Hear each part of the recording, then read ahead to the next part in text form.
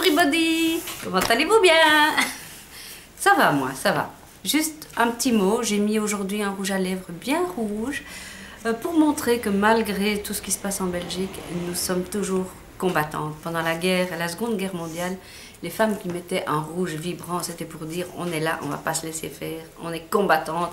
Eh bien, je suis combattante, je vais continuer à rire, danser, chanter. Je vais pas prendre de risques inutiles, mais c'est pas eux qui vont me gâcher la vie. Oh, que non, que non, que non.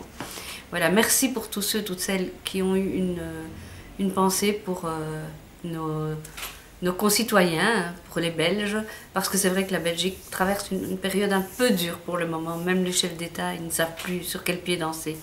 Donc merci pour votre soutien, beaucoup, beaucoup, merci beaucoup.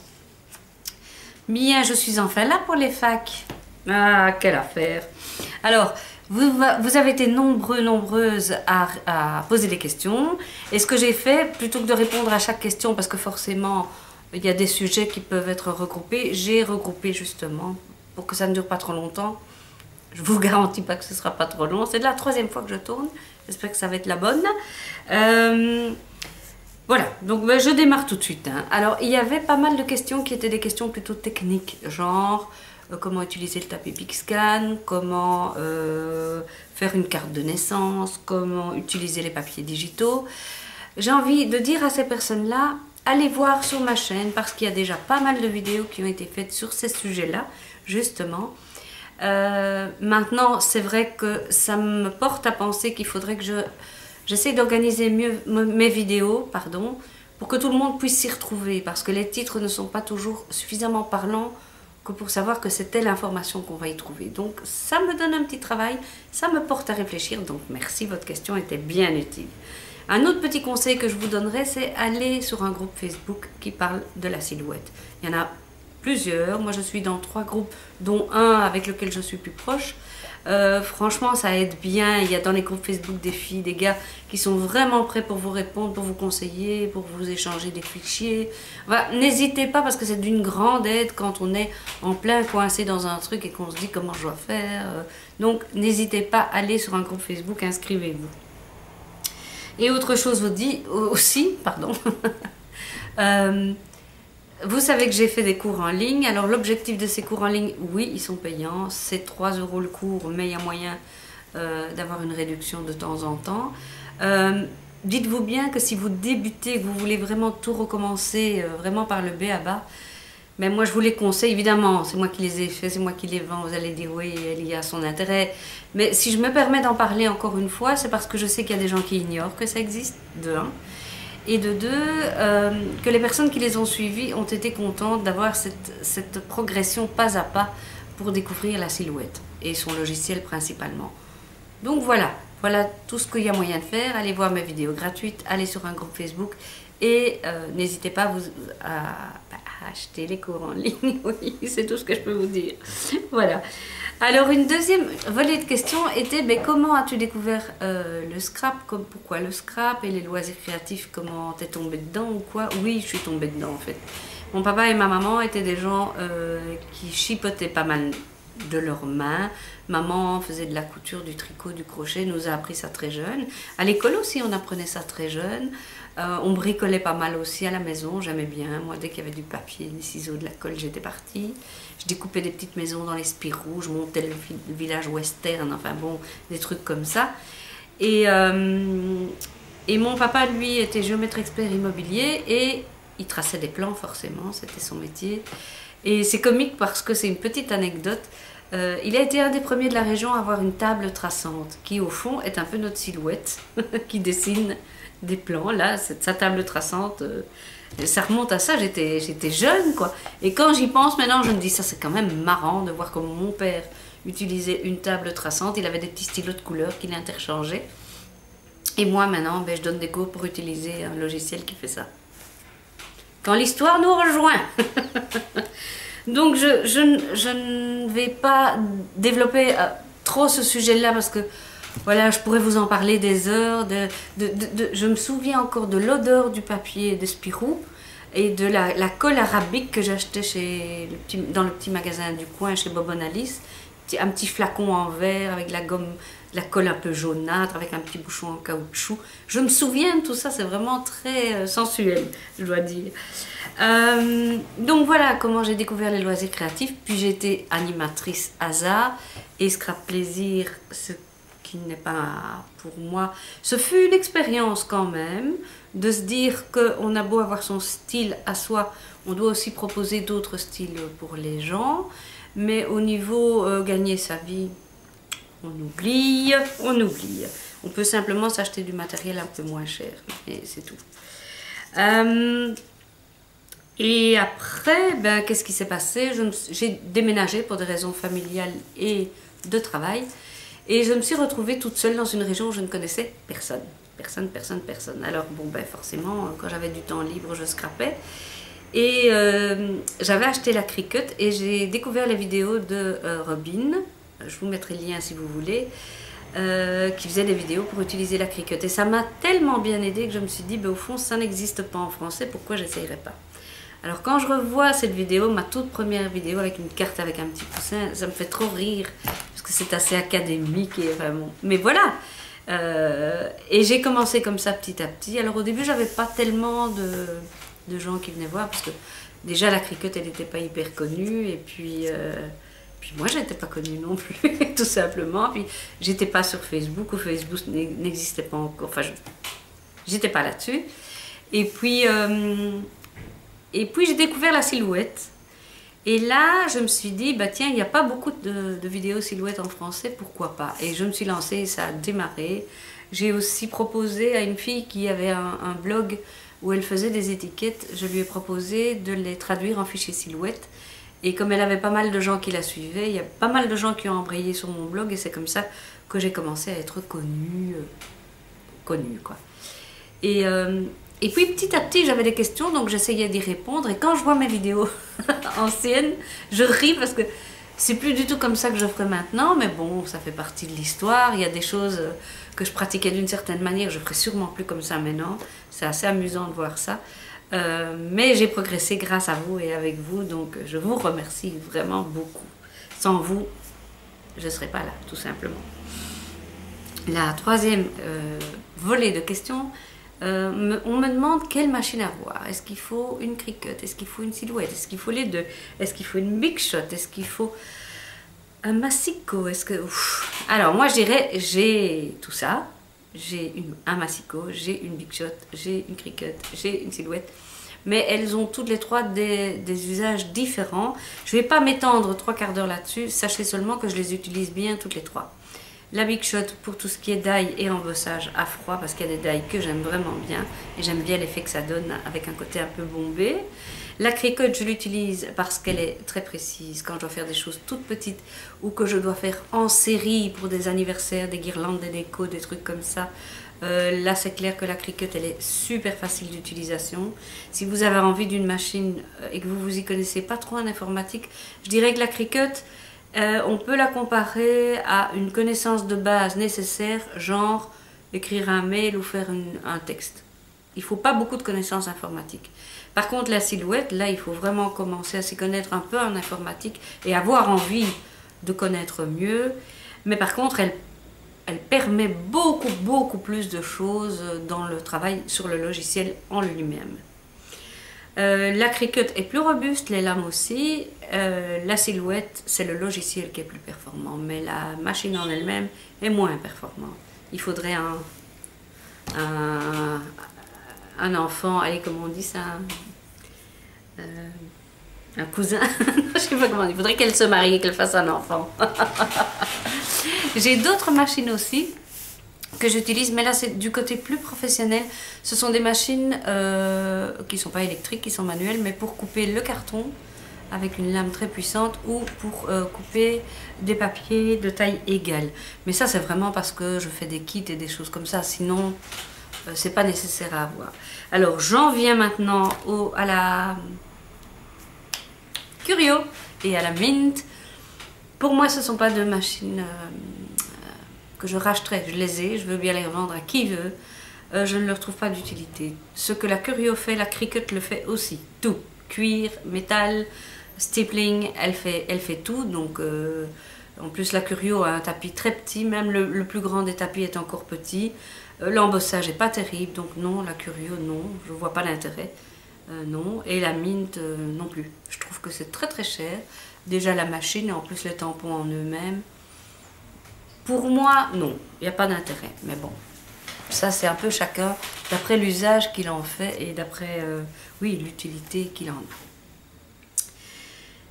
a. Alors, on en vient à un gros point parce que là j'ai dû vraiment beaucoup réfléchir. C'est comment t'organises-tu dans tes créations? Je suis une fille qui n'est pas du tout organisée, mais alors pas du tout organisée. Il y a du brol, mais partout dans ma maison. Vous pouvez aller dans la salle de bain, dans les toilettes, dans ma cuisine, partout vous allez trouver quelque chose qui a rapport avec le scrap ou la carterie ou quoi. Dans la salle de bain, vous aurez des revues. Il y a peut-être un pliage que je suis en train de faire et j'ai glissé dans la revue. Dans la cuisine, vous aurez une colle qui est en train de mijoter ou un truc comme ça. Dans mon salon, vous aurez mes tricots, mes crochets qui traînent un peu partout parce que j'entame un truc puis j'essaye un autre. Bon, je ne suis pas une fille organisée. Non, une fois pour toutes, il y a du brol partout chez moi. Vous devriez voir ma maison. Quand mes enfants viennent, je dis on va un peu pousser le brol pour que vous puissiez vous asseoir. Je suis une fille broleuse, décidément. Et mon mari, ça ne le dérange pas, donc tant mieux. Par contre, comment est-ce que je m'organise? Alors, je me suis rendu compte, et c'est bien qu'on m'ait posé cette question-là, je me suis rendu compte que j'avais quand même un processus de création qui était toujours un peu le même. Première chose, je pars, mais dans tous les sens, mais vraiment dans tous les sens. Mon inspiration, elle vient de partout, partout, partout. Genre, je me promène dans la rue, j'ai mon iPhone avec moi, je vois un chouette collier dans une vitrine, je fais une photo. Je vois un chouette ensemble et j'adore l'accord des couleurs, je fais une photo. Je vois un tapis chez mon décorateur, je fais une photo. Je vois un assemblage de fleurs dans un jardin, je fais une photo. Et tout ça, je mets sur Pinterest ou sur mon ordi dans un dossier. Sur Pinterest, pareil. Mais de tout, ça peut être de tout, parce que ce qui m'intéressera, ce sont les couleurs, ou ce sont les formes, ou ce sont les assemblages, ou des créations d'autres scrapeuses, ou d'autres filles qui font de la carterie. Tout ça s'emmagasine ici dedans. Je suis à une terrasse de café, j'entends une phrase, écoute, je la note. Je lis un livre, je lis quelque chose qui me plaît, je note. J'ai des carnets partout, j'ai des notes partout, enfin bon bref. M'arrive de découper des bouts de tissu et de les coller dans mon carnet. J'ai un carnet d'inspiration aussi, où j'assemble des trucs qui me semblent aller ensemble. Enfin, je vais dans un magasin, je trouve un matériel que j'ai jamais utilisé, je me dis ça, ce serait bien pour ça. Mais c'est surtout des textures. Très souvent, ce sont des textures. Je prends, je colle, et tout à coup, tout ça mis ensemble, il me vient une idée et c'est parti. Et alors là, je fais d'abord un brouillon avec ma silhouette, un plan, ou à la main sur un carnet de croquis. Et puis, je rassemble tout le matériel dont je crois avoir besoin, ce qui n'empêche qu'au cours de la réalisation, je vais encore aller 10 fois dans mon atelier et chercher un truc que je pense qui peut aller, machin. Et je crée. Et au moment où je crée, ça va relativement vite. D'ailleurs, il faut que ça aille vite. Hein. Si je fais une aquarelle, je sèche avec mon heat gun, enfin bref. Mais là, ça va vite. Au moment où tout est en place, je me dis, allez, ça y est, j'ai mon truc, voilà, j'y vais, je prends cette couleur-là. Et c'est parti. Là, il n'y a pas de problème. Par contre, si j'ai quelque chose à faire, soit pour des ateliers en ligne, soit pour la fourmi créative avec qui je suis partenaire, alors là, c'est différent. Là, je travaille, je me dis, j'ai un thème, il faut d'abord que je liste qu'est-ce que ce thème évoque pour moi. Alors je prends mon carnet de notes et là je mets tout ce qui me passe par la tête. Ça s'appelle la carte mentale pour celles qui connaissent. Donc tout. Par exemple, si je prends le sujet, je sais pas moi, Pâques, ben, je vais noter œufs, lapin, herbes, fleurs, des couleurs, n'importe quoi. Et des objets qu'on pourrait faire, une boîte pour mettre les œufs, machin, machin, machin. Et je rassemble tout ça. Je fais mon carnet d'inspiration avec les couleurs que j'aimerais bien utiliser parce que j'ai vu ça et j'aimais bien. Donc une fois que tout ça est fait, alors je me lance et là, je vais chercher de l'inspiration sur Pinterest ou sur la boutique Silhouette si je vois une forme qui me plaît, une boîte qui me plaît. J'ai pas de honte à dire que je vais piocher un peu à droite et à gauche et là alors, je fais un objet, une carte ou un tableau, peu importe, mais à ce moment-là, je sais que c'est le genre d'objet que je risque de recommencer plusieurs fois parce que ça ne me plaît pas. Ça, je sais que ça va prendre du temps, mais c'est pas grave. Ça, c'est mon second processus de création. Voilà, j'ai envie de dire, allez voir partout, partout. Prenez de tout ce que vous voyez, j'ai envie de dire, faites feu de tout bois. Et vous allez voir que votre cerveau va lui-même organiser les choses. D'ailleurs, faites le test, allez sur Pinterest et vous tapez cards, donc cartes en anglais. Et puis vous allez mettre de côté sur un tableau toutes les cartes que vous aimez. Et si vous allez voir votre tableau après, vous allez vous rendre compte que c'est toujours un peu le même style, un peu les mêmes couleurs, ou bien toujours le même créateur, ou toujours le même style de tampon. Et petit à petit, en faisant ça, votre style va se dessiner et vous allez pouvoir définir: est-ce que j'aime le style shabby, est-ce que j'aime le style vintage, est-ce que je suis plutôt du style enfantin, est-ce que je suis plutôt du style simple, clean and simple. Et vous allez voir que petit à petit, en faisant ça, sans trop réfléchir, les choses vont s'organiser pour vous. C'est un processus relativement naturel, comme vous faites pour vous habiller, pour vous coiffer, pour vous maquiller, c'est un peu la même chose. Et on va piocher à droite et à gauche des choses qu'on aime bien et on en fait sa petite soupe personnelle. Voilà comment je travaille. C'est pas très organisé tout ça, hein, mais c'est comme ça que je travaille.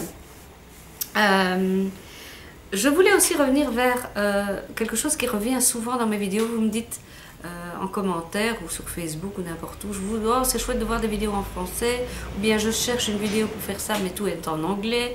J'ai envie de vous dire: tant pis, allez-y. Plongez-vous dans les vidéos en anglais. Regardez 4, 5, 6 vidéos qui parlent du même sujet. Regardez-les à nouveau.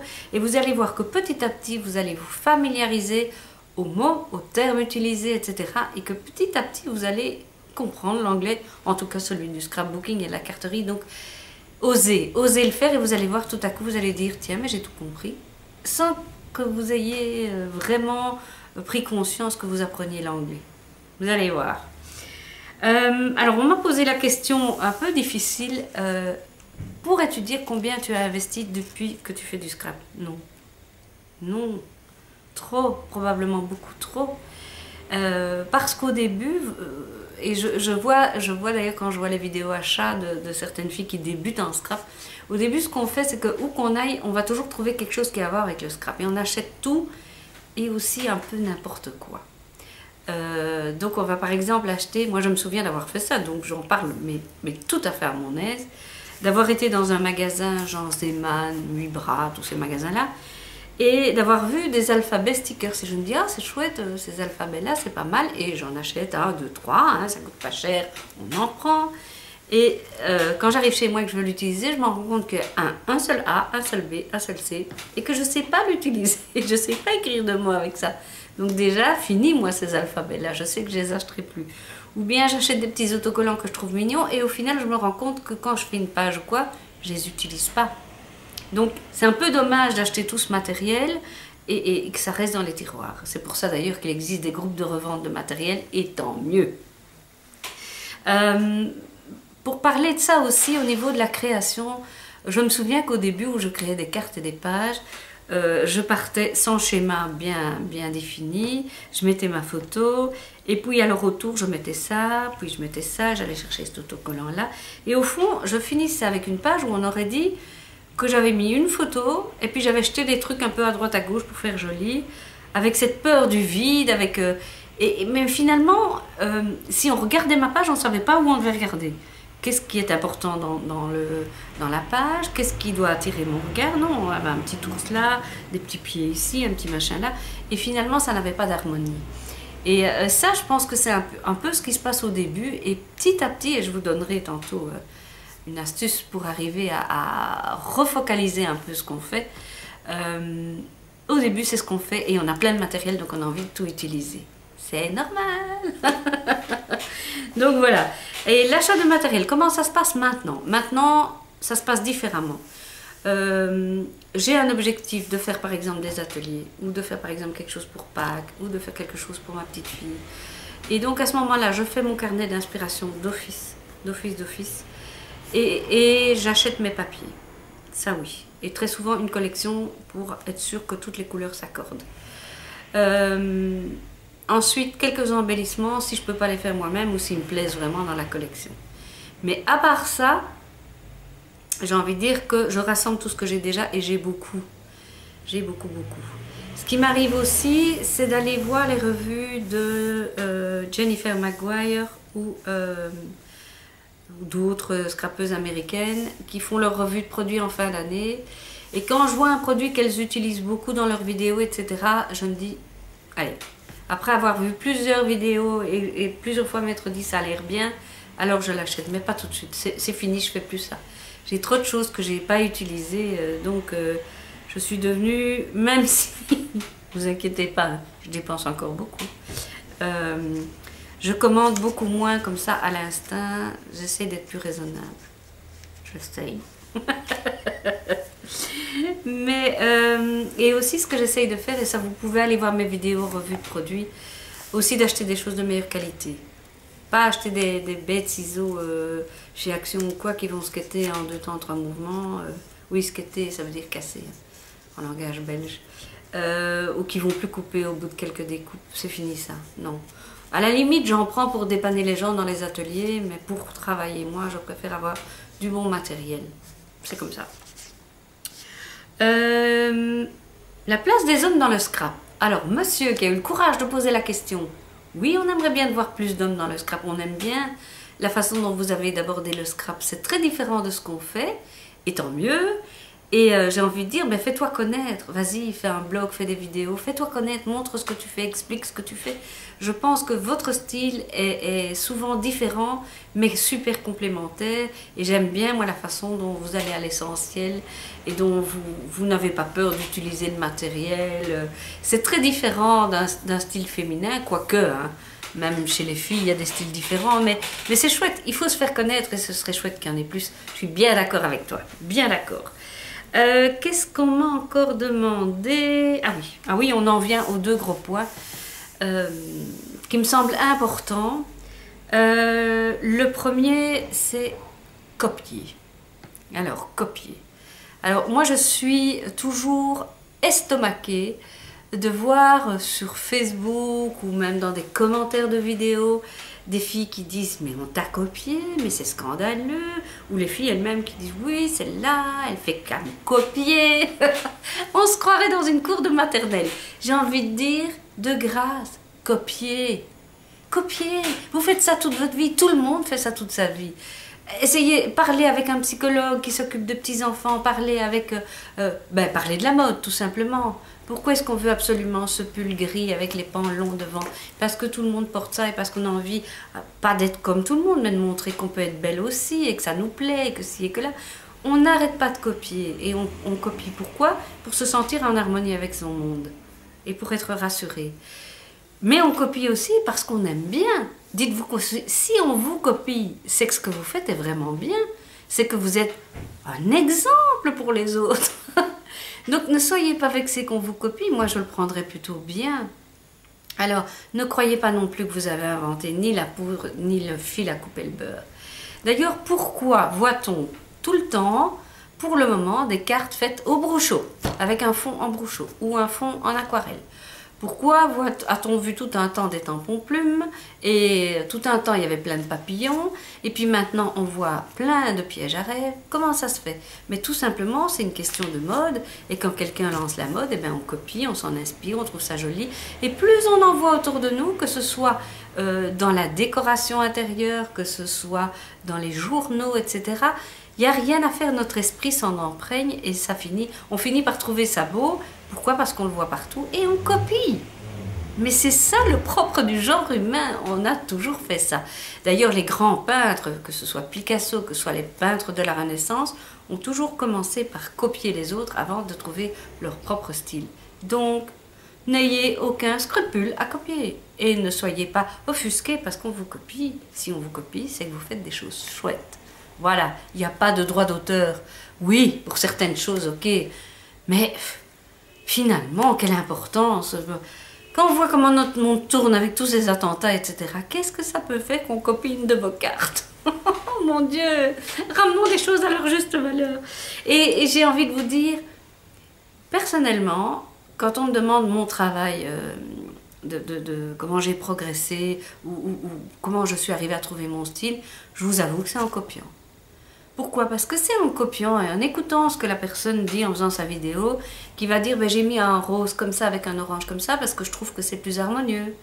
Et vous vous dites ben oui, au fond c'est ça que j'aime bien dans la carte, c'est l'harmonie des couleurs. Ou bien la personne va vous dire ben, j'ai mis le motif floral en haut et le texte en bas parce que je trouvais que c'était plus joli.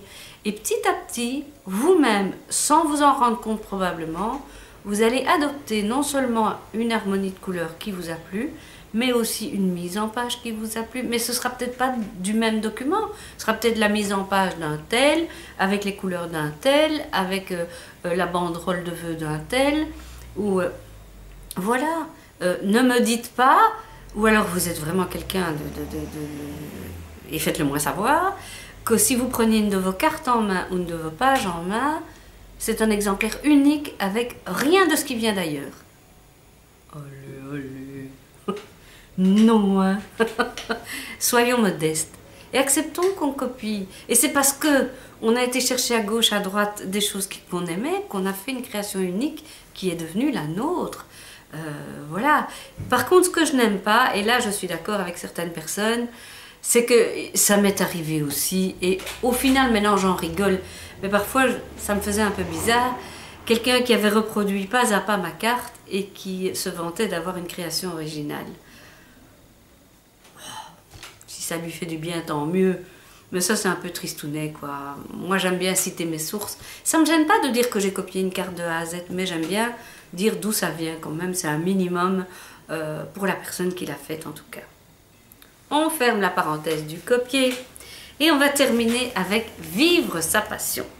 Alors, il y a Petit Espoir qui a posé plusieurs questions là-dessus. Et ainsi c'est Annie, je crois, qui a renchéri. Je vais essayer de répondre à toutes ces questions-là parce que vous me les posez souvent en dehors de cette vidéo-ci, donc je vais y répondre. Alors, non, pour le moment, je ne vis pas de ma passion. C'est ma passion, mais je n'en vis pas. Par contre, je suis indépendante. Donc, comment on dit chez vous? Auto-entrepreneuse, oui. J'avais déjà une société. Grâce à mes magasins, donc j'ai ajouté une aile à ma société, si on peut dire. Et donc maintenant, je suis déclarée. Ça veut dire que tout ce que je gagne, je le déclare aux impôts et donc je suis taxée. À peu près la moitié de ce que je gagne s'en va pour la Belgique, pour nos routes, nos hôpitaux, nos chômeurs, etc. Et voilà, ça c'est très bien, c'est comme ça qu'on vit chez nous. Mais donc, ça veut dire que maintenant, forcément, je me vois un petit peu dans l'obligation de faire payer certaines choses que je fais, puisque ça me prend du temps, ça me prend du matériel, et donc ça me semble un peu logique d'être rétribué. Maintenant, comment peut-on en vivre?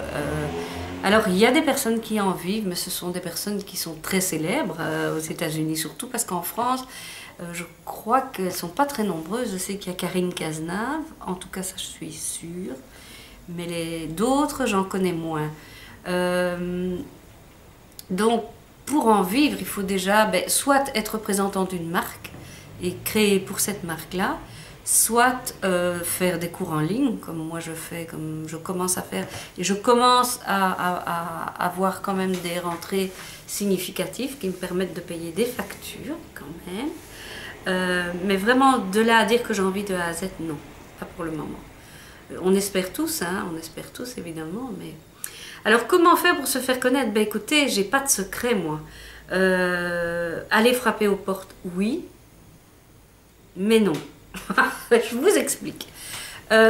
Comment dire? J'ai vu beaucoup de blogueuses commencer... Oh, ma chaise fait du bruit, je sais, hein, mais voilà. C'est la seule que j'ai pour le moment qui soit confortable. Désolée. Frapper aux portes et travailler pour une marque. Oui, mais non. J'ai vu beaucoup de blogueuses qui, dès qu'elles ont commencé à travailler pour une marque, ont perdu beaucoup de leur authenticité. Genre des filles qui font des blogs beauté, qui commencent à recevoir un colis de chez Lush, et là, oh, tout est si bien chez Lush, tout est génial chez Lush, chez Lush, chez Lush, chez Lush. Non, non, non, je veux pas devenir comme ça, quoi. Alors, je veux bien travailler pour une marque, mais comme je le fais pour la fourmi créative pour le moment, là, c'est juste, je fais 2 fois par mois une vidéo pour eux, et en échange, j'ai droit à un montant de produit. Mais je vais pas commencer à dire que tout est bien chez la fourmi créative, etc. Ceci dit, j'adore la fourmi créative pour d'autres raisons, pour leurs compétences, pour leur choix de produits, pour la rapidité de leur service. Pour moi, c'est le meilleur fournisseur en ligne complet, parce qu'il y en a d'autres qui sont très bien, mais au niveau de la variété de produits, la rapidité d'envoi et du service, pour moi, ce sont les meilleurs. Et c'est ça qui fait que j'ai aimé de travailler pour eux. Mais par contre, je ne vais pas dire d'office, il faut tout acheter à la fourmi créative, tout est bien là-bas. Non, non, j'ai un travail avec eux. Ce que j'ai de chez eux que j'aime bien, je vous le dirai et je les défendrai. Mais je ne vais pas tout à coup devenir Madame Fourmi Créative, non. Et c'est ça voilà, c'est ça le problème aussi. Donc, être partenaire pour plusieurs, pourquoi pas? Ça peut être chouette. Mais moi, ce qui est le mieux pour moi, c'est vraiment les ateliers et les cours en ligne, parce que là, c'est moi. Et si on doit critiquer quelqu'un, c'est moi. Et si je dois critiquer quelqu'un, c'est moi. Donc, ça, c'est vraiment ce que je préfère, parce que c'est moi qui crée pour moi, et l'argent, il me revient à moi. Donc, voilà, c'est aussi simple que ça. Aller frapper aux portes, oui, je sais qu'il y en a beaucoup qui le font. Ça marche pas toujours. Attendre qu'on vous remarque, oui. Moi, j'ai des propositions qui m'arrivent, mais c'est vrai que j'en refuse beaucoup. D'ailleurs, j'en ai refusé. Oui, enfin, j'ai pas besoin de dire le nom, c'est pas intéressant pour vous. Mais pourquoi j'ai refusé? Pour la première chose que je viens de vous dire, hein, je ne veux pas être en exclusivité pour quelqu'un et n'utiliser que leurs produits. J'ai essayé avec Scrap Plaisir, ça m'a pas plu, donc j'ai arrêté. Parce qu'il y en a qui vous demandent de ne faire des vidéos que pour eux et que pour leurs produits. Non, c'est non, moi je peux pas. C'est impossible, je peux pas. D'autres qui vous demandent de faire des choses dans un style qui n'est pas le vôtre.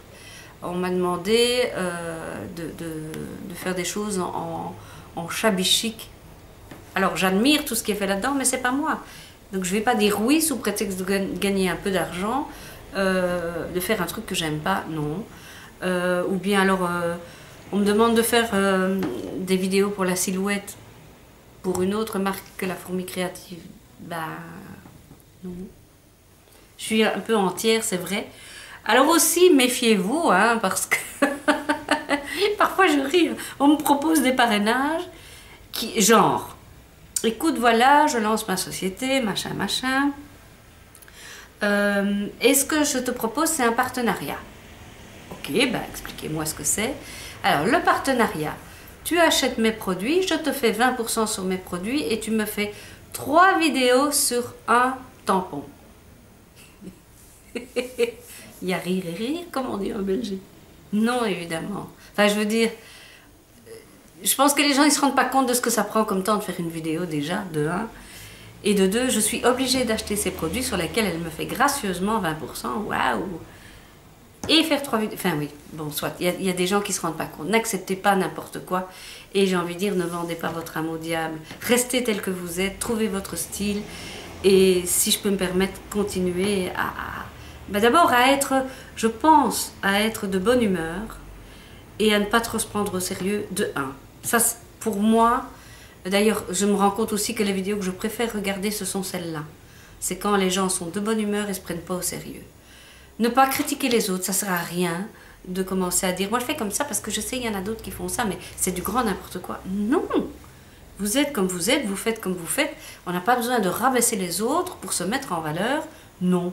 Donc, faites comme vous faites. Ne commencez pas à dire les autres font moins bien, moi je fais mieux. Non, non, de grâce, non. Et puis aussi, expliquez bien. Parce que je me rends compte aussi que parfois, des choses qui vous semblent évidentes quand vous faites une vidéo, vous vous dites, je ne vais plus dire ça, je l'ai déjà dit 20 fois. Eh bien, il y a encore les questions qui reviennent. Donc, être quelqu'un qui explique bien, je pense que c'est fondamental. Rien n'est plus frustrant que de voir quelqu'un qui... Enfin, je parle pour moi, pardon. Vous allez dire que je critique quelqu'un d'autre. Non, là, je parle pour moi. Si, par exemple, je vois une vidéo pour faire un mini-album. Je parle de ça parce qu'un mini, c'est un peu plus compliqué. Hein. Je vois une vidéo pour faire un mini-album et j'ai le choix entre 2 vidéos. La première vidéo, c'est quelqu'un qui filme et qui met de la musique mais qui ne parle pas. Et l'autre vidéo, c'est quelqu'un qui filme, qui ne met pas de musique et qui parle, qui explique. Mais clairement, pour ma part, je vais préférer la seconde. Pourquoi? Parce qu'il y aura des détails qui vont peut-être m'échapper quand je vais regarder la vidéo non commentée, que là seront mis en avant par le discours de la personne qui construit l'album. Donc je pense, soyez généreux en explication, expliquez bien ce que vous faites. N'hésitez pas parce que les personnes qui vous suivent sont des gens qui sont soit débutants, soit confirmés. S'ils sont confirmés, ben, ils coupent le son, ils vous regardent et puis c'est bon. S'ils sont débutants, ils ont vraiment besoin de toutes les explications. Donc soyez généreux en explication, en sourire, en bonne humeur et je pense que ça va déjà donner envie qu'on vous regarde et qu'on vous écoute. J'ai été longue. Hein. Bon ben voilà, je pense avoir répondu à toutes les questions. Je vous fais plein de gros bisous et je vous dis à tout bientôt pour d'autres vidéos.